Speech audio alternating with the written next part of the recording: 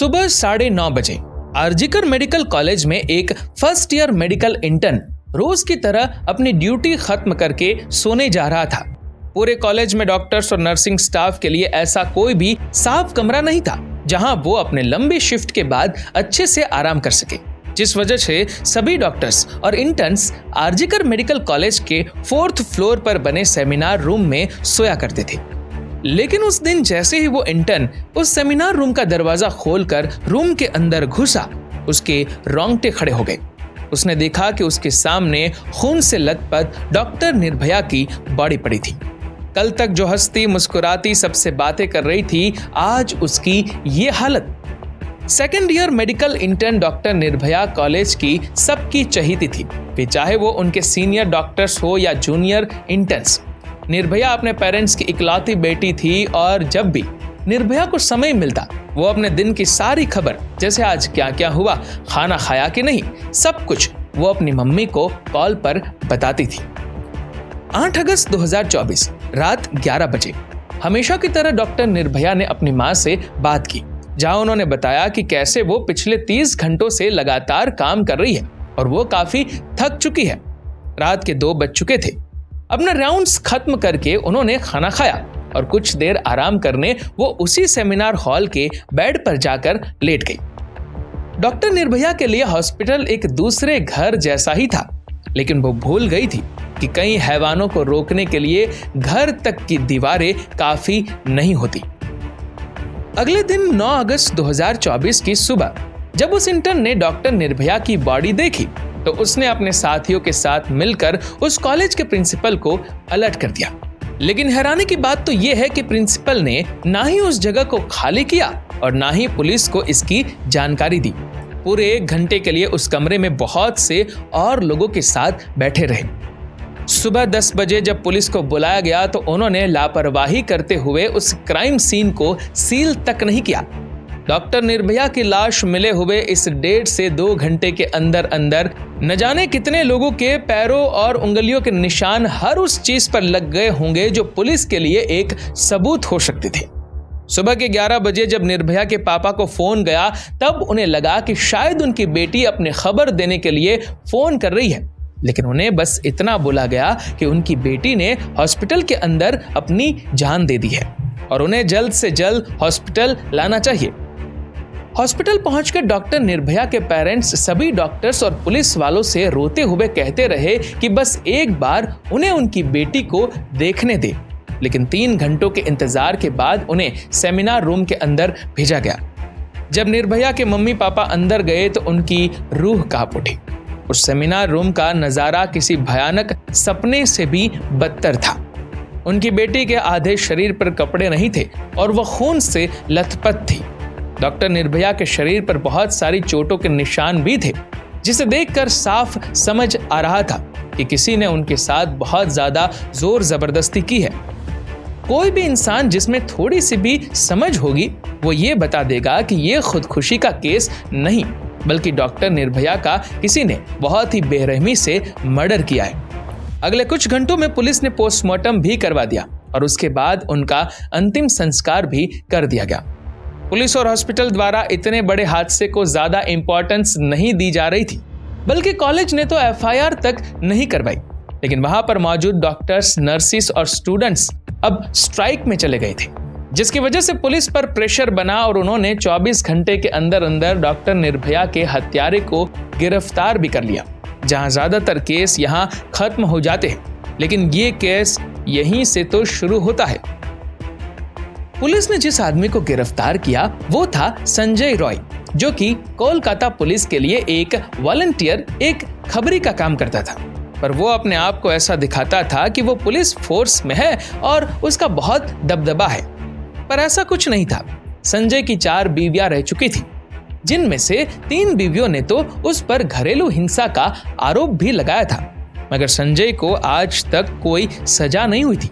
उसको शराब और एडल्ट फिल्म्स देखने की लत थी, जिस वजह से मोहल्ले में भी उसको कोई पसंद नहीं करता था। संजय कोलकाता पुलिस से हर महीने 12 से 15 हजार रुपए कमाता था और उसकी शराब पी जाता था, लेकिन उसकी असली कमाई तो आरजीकर हॉस्पिटल में लोगों को बैट्स दिलवाकर टेस्ट आदि करवाकर उस पर कमीशन लेने से होती थी। 8 अगस्त 2024 की रात को संजय और उसके दोस्त ने कॉलेज वॉल के पीछे बैठकर बहुत शराब पी, जिसके बाद वो कोलकाता की रेड लाइट एरिया चले गए। वहां जाकर वो और उसका दोस्त एक लड़की से जोर जबरदस्ती करने लगे, पर वो लड़की वहां से भाग गई। लेकिन संजय और कुछ देर बैठकर शराब पीता रहा और फिर उठकर हॉस्पिटल के अंदर चला गया, जहां इस शराब से धुत हालत में भी उसे किसी ने रोका नहीं। संजय अलग अलग कमरों में जाकर झांक रहा था, जैसे मानो कोई जानवर अपना शिकार ढूंढ रहा हो। वो लड़खड़ाते हुए 4th फ्लोर पर पहुंचा, जहां उसने एक कमरा देखा जो बिल्कुल सुनसान था। एक कमरा जिस पर लिखा था सेमिनार रूम, एक कमरा जिसमें 36 घंटों से लगातार मरीजों की देखभाल करके डॉक्टर निर्भया बस कुछ देर आंखें बंद करके थोड़ा रेस्ट करने गई थी। संजय उस कमरे में घुसा और उसने डॉक्टर निर्भया को बुरी तरह फिजिकली असॉल्ट किया, जिसमें डॉक्टर निर्भया की मौत हो गई। संजय ने यह तो देख लिया कि उस कमरे के बाहर कोई सीसीटीवी नहीं है, मगर वो ये भूल गया कि हॉस्पिटल और उस फ्लोर पर भी एक और सीसीटीवी है, जिसमें वो साफ साफ दिख रहा है।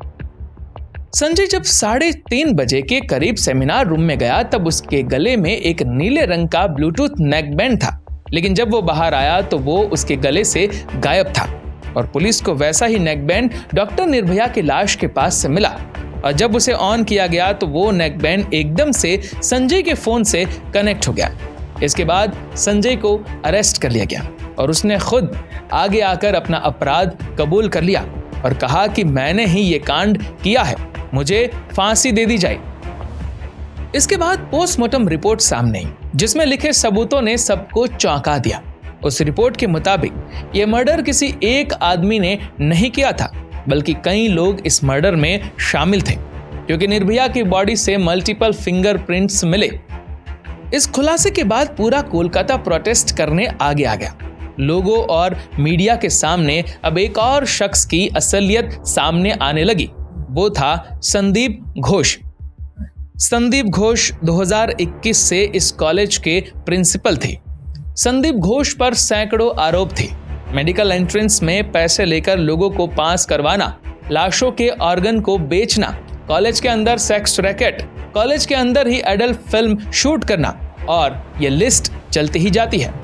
2022 में एक अलग कमिटी भी बिठाई गई थी, जिन्होंने पाया कि संदीप घोष मेडिकल वेस्ट को ओपन मार्केट में बेचा करते हैं और करोड़ों रुपए भी इलीगल तरीके से कमाया करते हैं। लेकिन इन सब सबूतों के बावजूद भी उसे कभी भी जेल या कॉलेज के प्रिंसिपल की पोजीशन से हटाया नहीं गया था। इसके बाद भी काफी सालों से आरजी कर मेडिकल कॉलेज में गैर कानूनी एक्टिविटीज चलती आ रही थी। 2001 से लेकर 2020 तक बहुत से लोग इन एक्टिविटीज को एक्सपोज करने के लिए आगे आए, लेकिन या तो उनका ट्रांसफर हो जाता या वो रहस्यमय तरीके से मारे जाते थे। और इस बार भी कुछ ऐसा ही होने जा रहा था, और ये शक यकीन में बदल गया जब बाहर बैठे प्रोटेस्टर्स को हत्या के कुछ दिन बाद सेमिनार रूम और उसके साथ वाले कमरे में रिनोवेशन होते हुए दिखा। एक क्राइम सीन हमेशा सील्ड होता है, मगर इस बार ऐसे भयानक अपराध के बाद भी उस जगह पर बहुत से मजदूरों और लोगों को आने की इजाजत दे दी गई, ताकि वो सारे सबूत मिटा सके और अपने गुनाह को छुपा सके। जब रिनोवेशन का काम लोगों के हल्ले की वजह से रोका गया तो एक नई तरकीब आजमाई गई। इसके बाद 14 अगस्त 2024 की सुबह को कई लोग ट्रक भर के आए और प्रोटेस्टर्स में शामिल हो गए। देखते ही देखते उन्होंने सारे पुलिस के बैरिकेड को गिरा दिया और सबको धकेलते हुए कॉलेज के हर कमरे में घुसकर तोड़फोड़ करने लगे और क्राइम सीन के कमरे को पूरी तरह से तबाह कर दिया गया। सवाल अब यह है कि पुलिस और हॉस्पिटल अथॉरिटीज क्या कुछ छुपा रहे हैं और किसको बचाने की कोशिश कर रहे हैं। कोई नतीजा ना मिलने पर इस केस को सीबीआई को सौंप दिया जाता है। इसके बाद प्रिंसिपल संदीप घोष को अरेस्ट कर लिया जाता है, लेकिन क्या सत्ता और पैसों का जोर उसे बचा पाएगा, ये तो आने वाला वक्त ही बताएगा। और क्या इस बार भी इंसाफ के लिए सालों साल इंतजार करना होगा।